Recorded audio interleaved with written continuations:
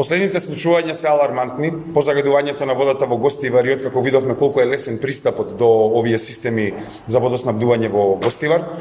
После последните случувања во Валандова, сега гледаме и од Крушево, ова е јасен сигнал дека државата не се однесува доволно сериозно кон своите стратешки објекти. Зборуваме за системски пропусти кои директно ги загрозуваат здравјето, безбедноста и довербата во институциите на граѓаните. Постојаниот предлог закон ја познава потребата за заштита на критична инфраструктура и воспоставува национален систем за нејзина заштита.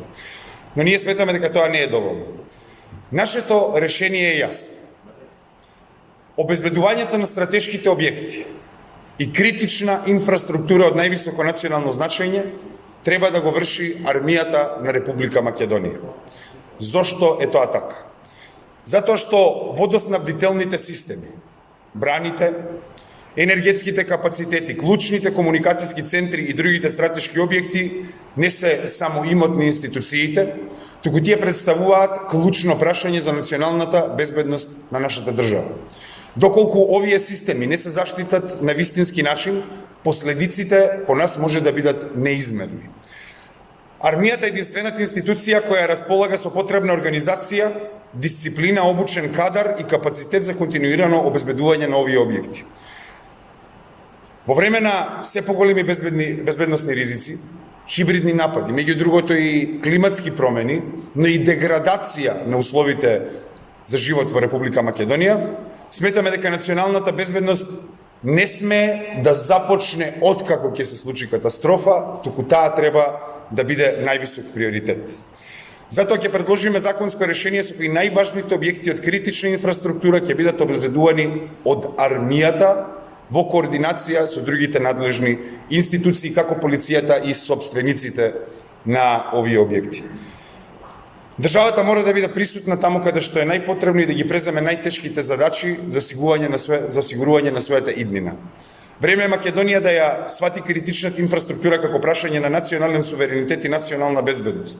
Безбедната вода, сигурната енергија и заштитената критична инфраструктура не се привилегија, туку се основен систем за функционирање на една функционална држава. Јас сакам на крај да ги повикам пратеничките групи во ова собрание да го разгледаат ова сериозно, затоа што последните случувања ни покажуваат дека ние немаме доволна заштита на критичната инфраструктура. Мислам дека сите тука ни е јасно, дека не смееме да стравуваме кога ќе ја запалиме чешмата со вода дали ќе бидеме затруени. И тоа покажува колку во Македонија веќе е преминат секој последен аларм за действување. Затоа ние повикуваме за поддршка на ово законско решение и негово освојување. Дали имате прашање? Да, имам јас прашање. Во насока на вашата левичарска идеологија, и пак се враќате сосема на колегите за војна пункта, бидејќи војската добива надежности во една граница држава е несматливо, вие се декларирате како пацифисти. Супер, и вие се декларирате како медиум, па ми викате дека сме за војна хунта со тоа што ќе ги обезбедиме водоводите. Така што не, апсолутно да. Да, значи вака, сакам да кажам, малку имплицитно прашање, затоа што не соодветствува со ситуацијава. Дали на вас ви е окей во Гостивар некој да влегува во водоснабдевните системи? Дали е тоа не е окей? Апсолутно. Па еве сега нешто ви кажам, и на мене не ми е окей. Ете тоа ни одговор. Зашто не предвидите друг начин? Затоа што сметаме дека армијата не е соодветна за обезбедување на овие објекти. Може да ми помажете до одговорање на прашањето. Чекайте. Да прашам. Значи, согласно закон, армијата нема правило, нема право да учествува, значи да е внатре во територијата на државата и да действува доколку некој не им даде задача да действува. Значи, затоа полицијата се наоѓа во постојање. Полицијата има задача да обезбедува во рамките на територијата. Добро, сега сме во НАТО влезени и поради тоа можно е да речеме употреба на армијата за цивилни работи. Како тоа ќе им го објасните на луѓето овде за да го донесат тој закон? Со тоа што овој закон веќе си има најдено во процедура на изготвување, овој закон го има спремено Министерството за одбрана 2022 година, само што никогаш не беше усвоен законот како што треба. Ние сметаме дека ова беше пропуст кој можеше да се санира со навремено донесување на законот и ние сметаме дека едноставно за цивилни потреби армијата може организирано да ги обезбеди овие објекти. Затоа што повторно ќе кажам, цивилниот елемент на ова се работи за национална безбедност. Тоа се клучни инфраструктурни објекти. Заради да работат, да помагаат во раскривање. Добро, тоа е таму понатаму. Значи сакам само да биде јасно за медиумите. Значи собствениците и стопанисувањето не го чепкаме обезбедувањето на објектите. Полицијата не може да заврши таа задача.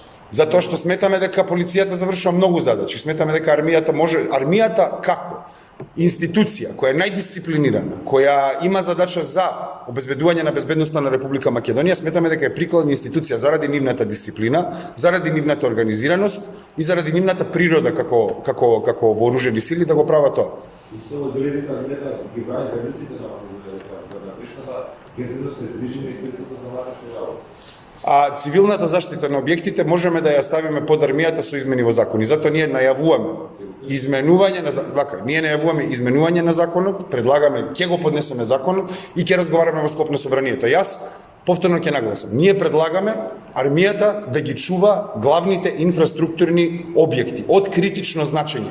Како ќе дојдеме до тоа? Еве го собранието, можеме да донесеме. Затоа што сакам само нешто да потенцирам. Најстрашното нешто што можеме да го направиме е да се фатиме во замки, во логични замки. Затоа што треба да се действува. Ако не действуваме, тогаш ќе биде на нас одговорност. Ама не само да си да чуват, него да помагат. Да, прашање ве молам. Што видите стар закон побарате, Министерство за одбрана да се согласуваат со овој дел како е и во делот со дату стандарди и читално Не се немаме консултирано со Министерството. Дали ќе поддржи оваа иницијатива и Немаме комуникација со Министерството за одбрана, нормално во изготвување на предлог законите, генерално комуницираме со мнозинството и со министерствата преку вас медиумите кога предлагаме закони, да имавме ние некоја ситуација каде што ги усвојувавме законите кои ги предлагаме па да комуницираме со Мисајловски и Мицковски, тоа е логично, но едноставно тие луѓе не ќе да соработуваат со опозицијата, тоа го гледаме цело време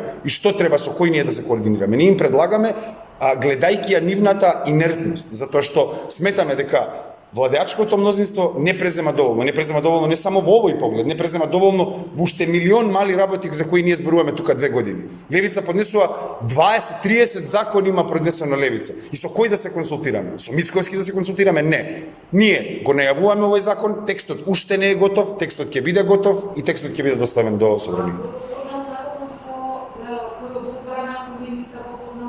2022, ако не грешаме, Славјанка Петровска. Да.